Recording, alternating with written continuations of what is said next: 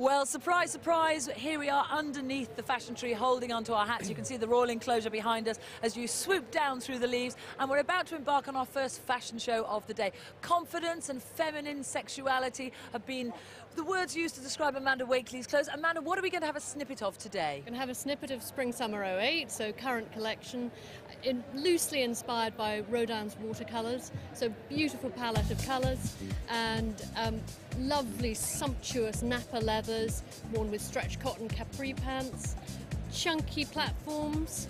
Lovely. James. Amanda, you certainly know about formal day dress, but it's important to say these aren't propositions for Royal Ascot, for the Royal Enclosure. No, absolutely not. This is part of the daywear collection. I do a lot with beautiful leathers and some stretch cottons for day, nothing too formal.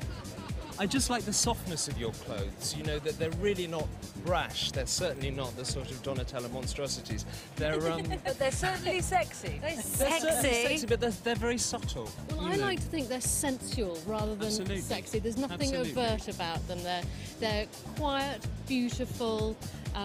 You can see the sort of layering of colour that I was talking about. Completely appropriate for the Royal Enclosure anyway. That is. I mean, this is the jumpsuit, which is sort of iconic piece of the season, but using the layered organza again and the very visible seaming, which I think is quite fun because what I do is all about cutting around the body, and with these very visible seams and the shadowing effect you get, you can really see the cutting. Yes. Very beautiful, that. And Lisa, not so long ago, my love, you were the modelling for Amanda, weren't you? Yes, I did some of your first collections, didn't I? I was fortunate enough to model her beautiful, elegant evening wear. Now stop. Lisa did my very first show.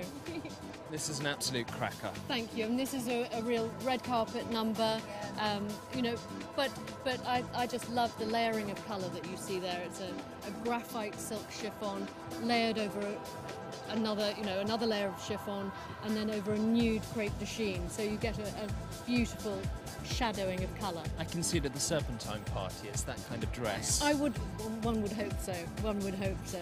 And this is my sort of iconic satin dress, but cut in a very modern way with a racer back on it. So instead of it being sort of the expected super sexy low back, you've got this lovely drape at the back. This panelling's terrific.